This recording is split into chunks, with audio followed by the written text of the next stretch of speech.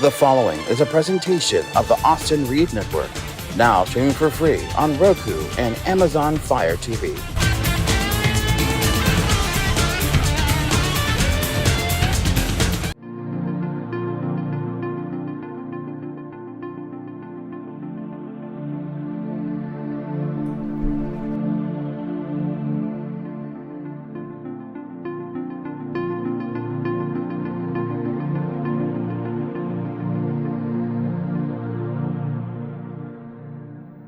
Hi everyone, this is Isla Brock. Welcome. This is News in Hypnosis. Today is episode 3. Today we're going to talk about smoking, cigarettes, nicotine, its addiction, why is it so difficult to quit, and just kind of go through what a first session with me would be like if you wanted to quit smoking. And I'm just going to be casual about it, ask some rhetorical questions for you to think about, and then decide what you want to do. And now, let's get started. You can see in the filter. It makes a difference you can taste in the smoke. Look, Tareyton has a white outer filter and an inner filter of activated charcoal. Fine granules of activated charcoal in pure cellulose. And the charcoal filter works with the white filter to actually improve the flavor of Tareyton's fine tobaccos. Yes, there's a difference you can see in the filter. It makes a difference you can taste in the smoke. So get the charcoal filter with a taste worth fighting for. Join the unswitchables. Smoke Tareyton. Us Tareyton smokers would rather fight than switch. Tareyton from the American Tobacco Company. Hi everyone. So let's talk about nicotine, smoking, etc. And this also goes for people who vape. I'm seeing lot more and more of that now. First of all, the question I want to ask when you first call me for a consult is, why do you smoke? So these are some of the answers I get that are routine. It relaxes me. Really? I'm bored. Gives my hands something to do. Great. It's an addiction. It's a habit. But nobody ever says it's something I use to cope. So those are the 3 reasons. Coping, addiction, and habit are the 3 reasons, basic reasons why people will smoke. And we're going to get into some of that. The coping part, I'm just going to address it real brief.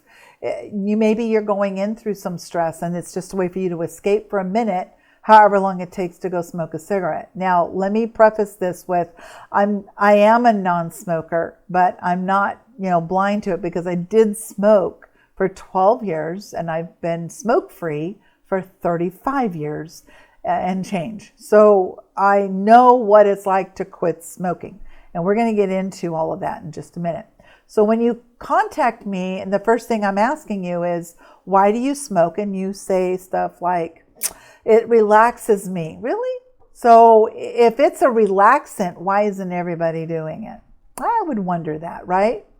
And then it's what the other questions might be. Well, I'm bored. Okay, great. You're sitting there on the couch. It's Saturday afternoon. You're bored. You light up a cigarette. And now you're still bored smoking. So if cigarettes were a cure for boredom or relaxation, don't you think everybody would do it? Just think about that for a minute. Also think about, are you ready to quit? How long have you been smoking? And these are just the basic questions. How many cigarettes a day do you smoke? What brand do you smoke, and how much do you pay for smoking? And so I was figuring these numbers out. And if one person was smoking a pack a day at $10 a pack for 30 years, that's well over $100,000 in 30 years. Now, that means you can actually, if you're spending $10 a day, you could actually save $10 a day. You proved it to yourself by using it to buy something. So just take that $10 and put it in your mattress or your little, coffee mug or whatever.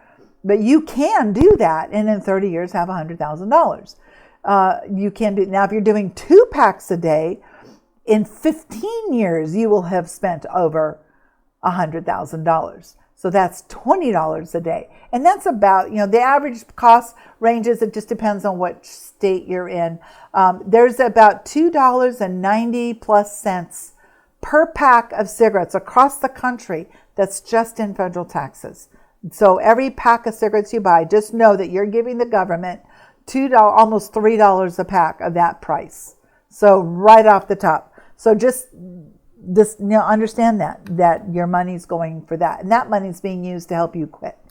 And I think it was 2018 or 2017, the national death rate for smoking was like 400,000 people. It's now 2023, and the death rate for smoking, death caused by smoking smoking deaths, is over 600,000. Now, I live in California, and most people, if they smoke quietly in the closet. It's not really publicly accepted. I have been to the East Coast, and it's very well accepted. In other states, you see them on their porch, and they're all smoking. And you still go. There are restaurants in this country. When you walk in, would you like the smoking section or the non-smoking section? But now there's like no smoking in government buildings. There's no smoking on airplanes or buses. But there was a time when you could smoke anywhere. It was a sign of sophistication, if you will. It was just that elegance of that cigarette, just looking so refined back in the 50s and 60s. You remember the old classics, and the men wore their fedoras and their suits, and they all had a cigarette, and the women were always nicely dressed with their long cigarette holders because it was a status thing. And then we, the commoners, wanted to be like just like that. I used to smoke these long, thin cigarettes.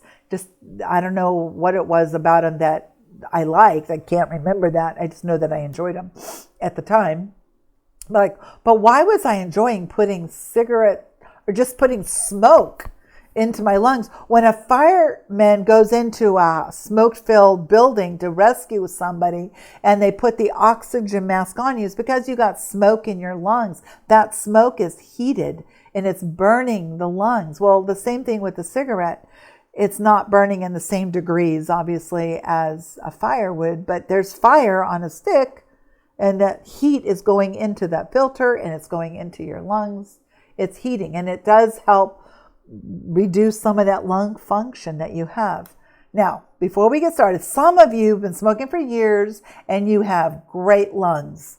All right, there are a small percentage of people that carry a certain kind of immunity DNA, something that is can actually combat some of the elements of lung issues or whatever. I don't understand all the details. I just kind of looked it up because a lot of people will tell me when they come in, well, my lungs are fine and I've been smoking for 30 years. My pulmonologist said so.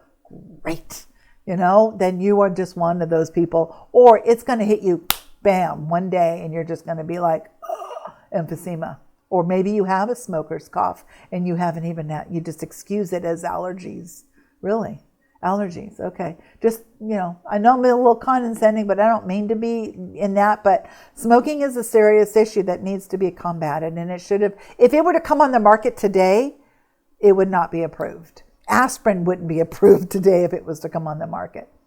So it was the Centers for Disease Control that finally decided, my director will put up a little article I threw up there from the truthinitiative.org. In 1982, the National Institute of Drug Abuse confirmed that nicotine is addictive. That means prior to 82, they were not admitting the addictive properties. And I'll get to that in a minute. A 1994 R.J. Reynolds document called Media Tips stated that, regardless of how you define addiction, cigarettes are clearly not in the same class as addictive, mind-altering drugs like heroin or cocaine. And did you know, since then to now, it has been determined that nicotine is one of the top 5 most powerful addictive drugs. Heroin is first, cocaine, barbiturates, nicotine, and then alcohol. And I think nicotine and alcohol could probably be interchangeable to some people, because there are people that are alcoholics that don't drink, and there are people that smoke that don't drink, or don't smoke. I'm sorry. So, back in the 50s and 60s, it was determined by many that nicotine was not an issue. It was I really think that it was an issue. I really think that it was like somebody found a product And like RJ Reynolds is a big tobacco company, and we're just going to refer to all of them as big tobacco. And they found a product and they ignored the effects that it had. You don't see the ingredient list on a package of cigarettes. It's proprietary. So they convinced the government that even though it's ingestible, they can't give away their secrets of what's inside a cigarette. Now, remember, it's tobacco. So tobacco's grown in a field. And in a field, they use all kinds of chemicals to decide what goes in tobacco. There's chemicals to treat the tobacco from the bugs or from whatever the elements are. You will find cadmium from batteries. You'll find elements of acetone and butane and formaldehyde in tobacco. Now, this is widely available information all over. It wasn't just on the internet when it was found. It was discovered years before the internet even became a thing. So this is information you can just go look up what's in a cigarette, what chemicals are in a cigarette. And there's hundreds of them. And they may be in trace elements, but you're smoking a pack of it, and it's going to be even bigger. So what happens, let's go on here, when you decided to become a smoker? So most people, 90% of the people who smoke usually start about the 18th birthday. That's the norm because you're legally allowed at that time to buy cigarettes. Now, across the country, the minimum age to buy cigarettes is age 21. I don't think it's going to get any older, but understand also smokers are an unprotected class, and people are legally allowed to discriminate against smokers. So just understand, I was a property manager for a while, and I could discriminate. I don't want smoking in this building, and you have to be 25 feet away.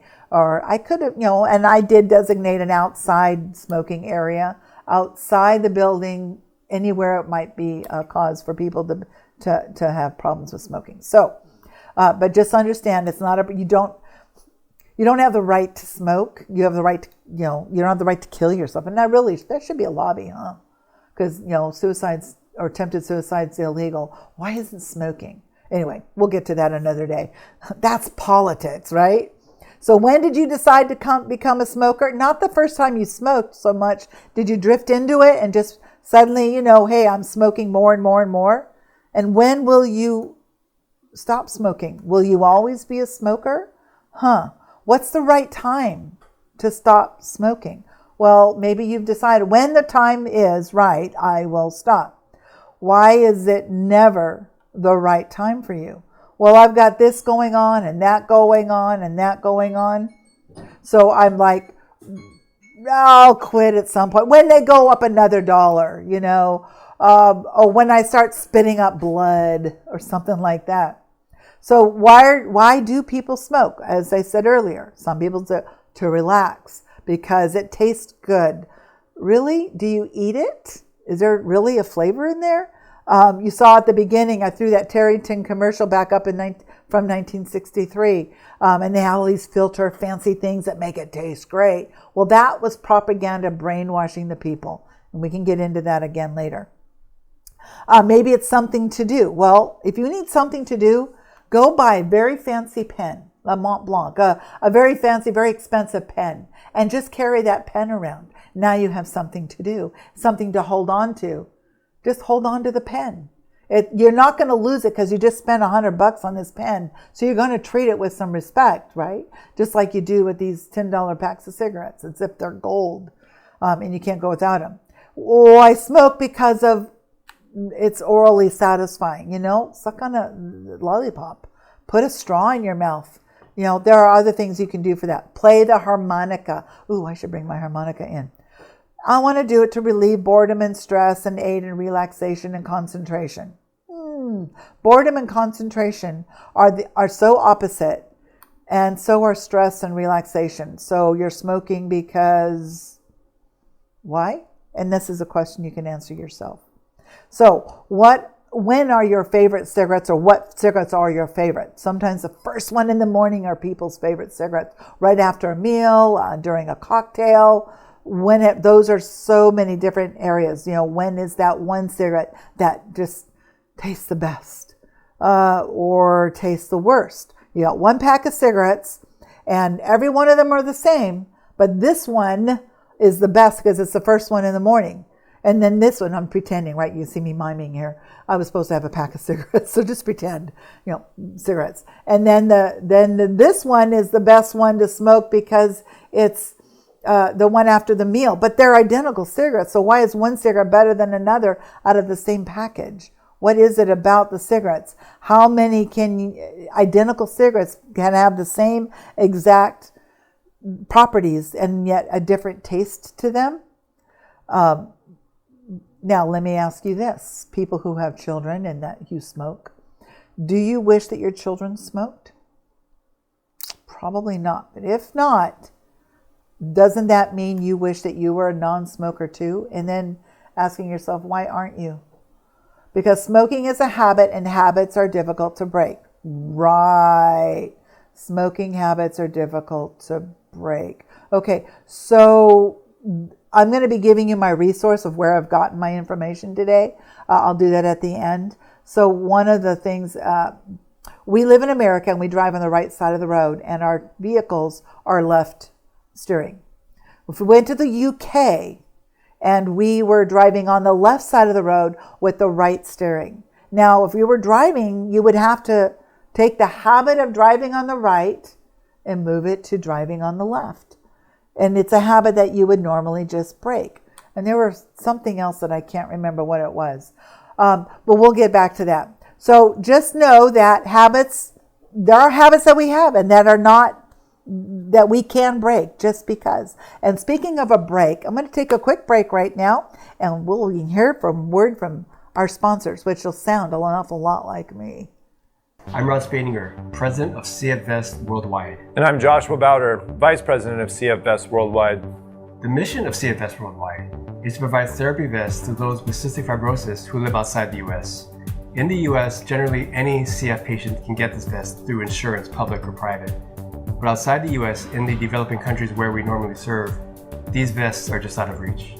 Since the inception of CF Vest Worldwide, we've delivered over 160 vests to over 42 different countries. We have a list of over 100 people who are waiting to get a vest in their country.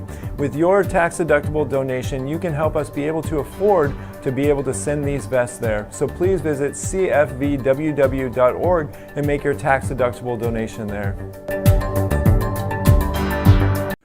Austin Reed Network family, if you are looking for guidance with anxiety, fears, relationship, strategies, or loss or grief of family, friends, even pets, it takes courage to ask for help. Admitting that you cannot do everything on your own is the first step toward achieving personal wellness in a fast-paced and demanding world. The good news is, asking for help gets easier with a little practice. Contact Isla Brock with Central Valley Hypnotherapy today. To schedule an appointment, call 559-749-4803. Okay, welcome back. My name's Isla Brock. This is News in Hypnosis, and we're talking about smoking, nicotine habits, addictions, and coping mechanisms we used for nicotine. And at the break, I just talked about habits that are hard to break. They're just difficult to break. Smoking habit. One of the things that people have a habit of is the proverbial, you got your cell phone. It's a cell phone, people. And we are on our cell phones like an addiction.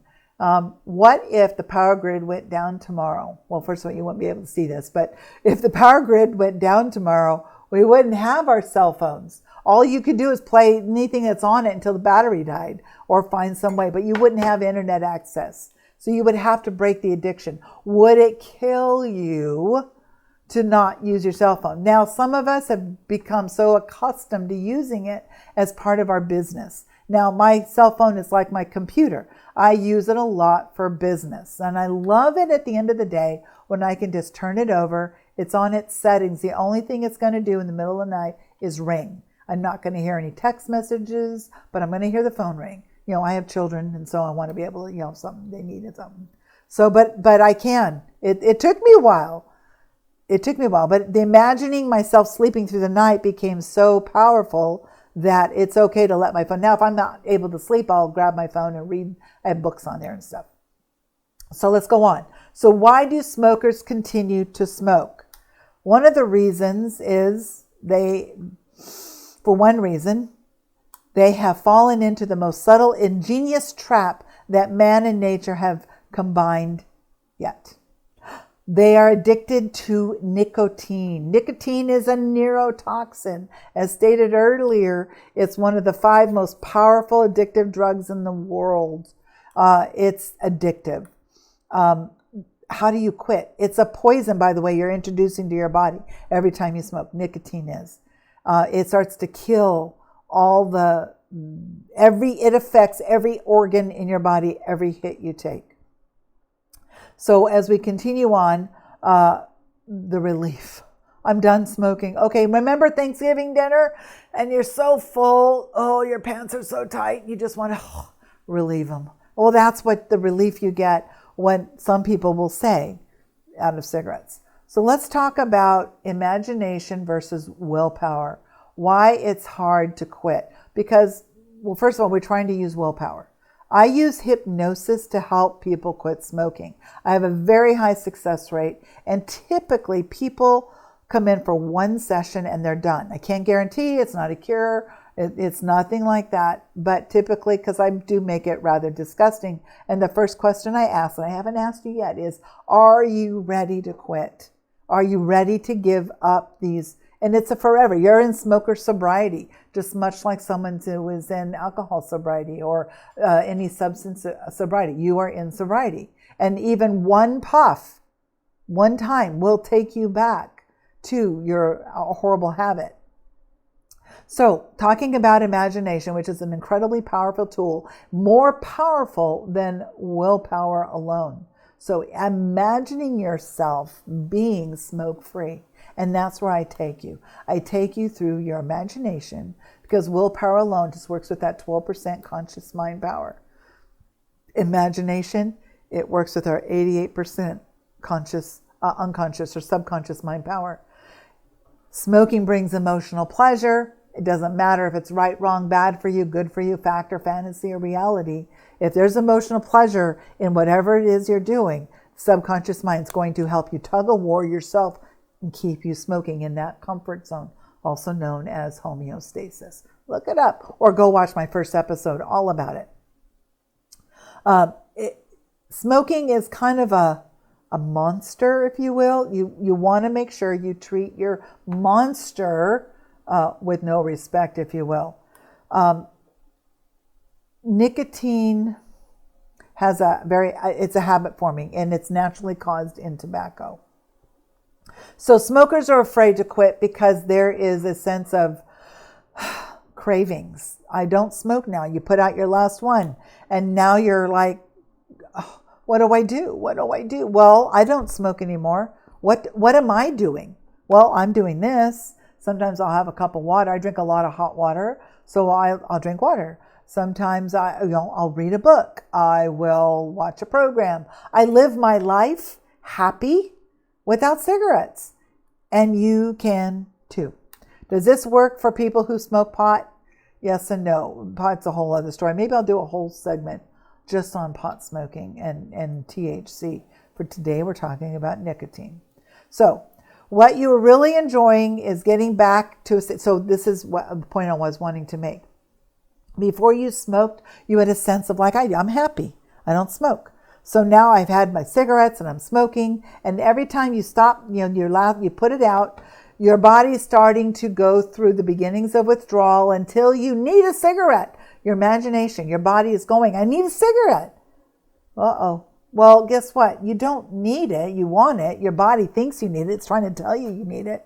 But really what you're doing is trying to permanently take yourself back to where you were before you ever started smoking in the first place. And in between every cigarette, it's that relief. It's like a cycle. And then you go into satisfaction. And then the craving starts again until it gets so much that you got to have that next hit of nicotine. Well, you're giving your body exactly what it's asking for, and your imagination is actually using itself to create this. So let's imagine for a minute that I have a 10-foot plank of wood on the ground, and it's 2 inches high and maybe 4 feet wide. Okay, and it's right here on the ground, and you don't need any special gear or helmets, no belays, nothing, and you can just walk across it, right? But let's take that same wood and raise it 10,000 feet with 2 hot air balloons. No gear, no helmet, no nothing, and can you walk across it? Now some of you are going, oh yeah, no problem. There's no net underneath you. Falling would be an issue. Crashing would be death. Your imagination has already decided you are going to be uncomfortable quitting smoking and not smoking at all. I'm going to be in a life of misery. No, you're not. You can imagine yourself happy, attach an emotion to it, and guess what? Your body starts to enjoy that, and it wants more and more and more. It brings emotional pleasure. So in a state of hypnosis, I take you from where you are to a new state of smoke-free. All smokers seem to brag about how little they smoke. But the thought of being without their cigarettes, it brings on a panic attack. They just got to have it. Or I'm on my last cigarette, my last pack. I got to go get some more. Your whole life changes. Everything you're doing now revolves around getting to the store to buy that next pack or that next, whatever that is, cancer stick or whatever. Smokers don't suffer desperate pangs of needing a cigarette. Neither did it before you became addicted to nicotine. Now I'm going to tell you a quick story, and this is my end. First of all my information came from a man who smoked like 3 or 4 packs of cigarettes a day. His name is Alan Carr, and he wrote series of books on the easy way to stop smoking. People who actually read some of his books have stopped smoking just because of the information in the book, and it kind of makes sense, and there's some logic behind it. Now you can start imagining yourself living a good life without smoking. But in one of his books, he talks about just imagining that you had a cold sore on your face, right? And I have the ointment. It's painful, and I give you the ointment, and you put it on, and it immediately makes it disappear. Wow. But the next day it came back, and now it's a little bigger, a little more painful. I give you some more ointment. Here, just take the tube. You're probably going to need it. Here, just take the tube. And you put some more on, and it makes it go away just like that. And now, days later, and your face is just being covered in this cold sore. And it's just so painful. And you know this tube, I mean, you can't be without it. Now you're buying from me several tubes at a time, and I'm charging you $100 a tube. And you've got several because you can't be without it. Because this stuff is really making it all go away, and now it's coming back like within a half an hour.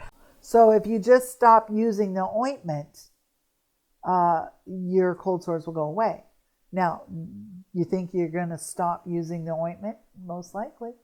And will you have a little bit of suffrage as you have to endure the pain? A couple days go by and you start to notice those sores going away little by little, day by day. And now you're like, oh, I'm back to normal again.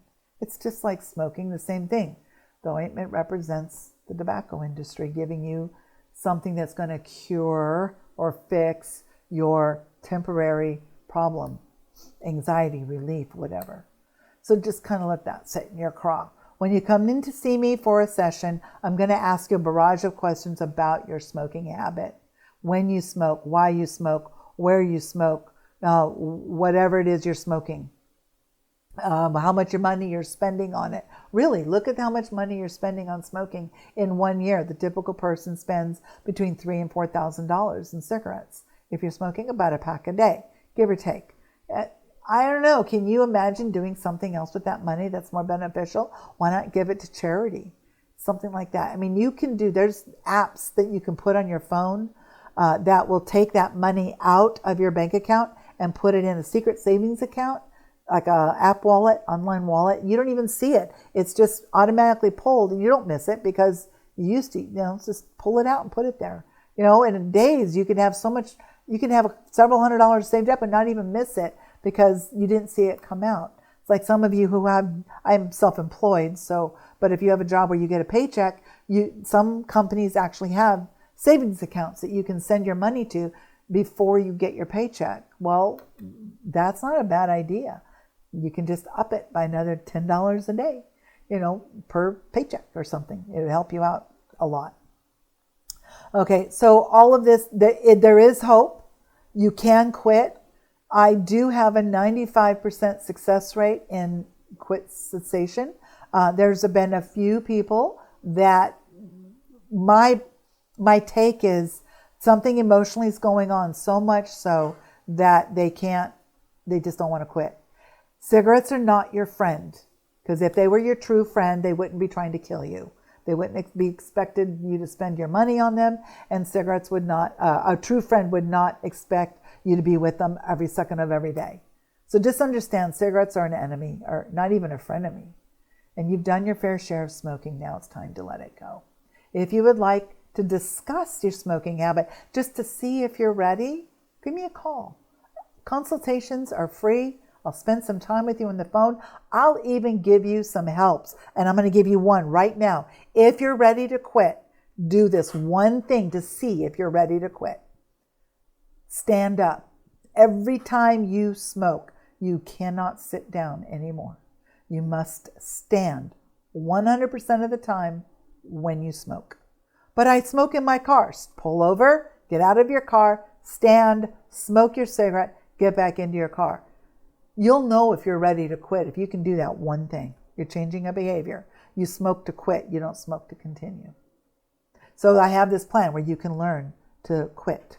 It's learning to quit, so you smoke to quit. But one of the very first things I suggest is that you just stand. Stand up while you smoke. You go outside to smoke, you stand. You got a little table, chair set up. Nope, put it away. Now, from now on, you just stand while you smoke. And just see what happens. It's a little difficult, sometimes scary. State of California has outlawed menthol, so menthol cigarette smokers, unless you're on a military base or an Indian reservation or Native American reservation, you're not going to get menthol. So some of those are coming to me because they don't know what to do. They have to quit because they don't want to smoke unmentholated. And they're some of the most difficult people to help quit smoking. So I take them through this process, help them prepare to quit. My name is Isla Brock. This is News in Hypnosis, and thank you so much for joining me today. I know it was a little bit deep, but I hope you got some information that maybe you didn't know before. There's a whole lot more. Take care, everybody, and until next week. And I'll be going over hypnotherapy with cancer and how that can be helpful to you. Take care, and I look forward to our next meeting.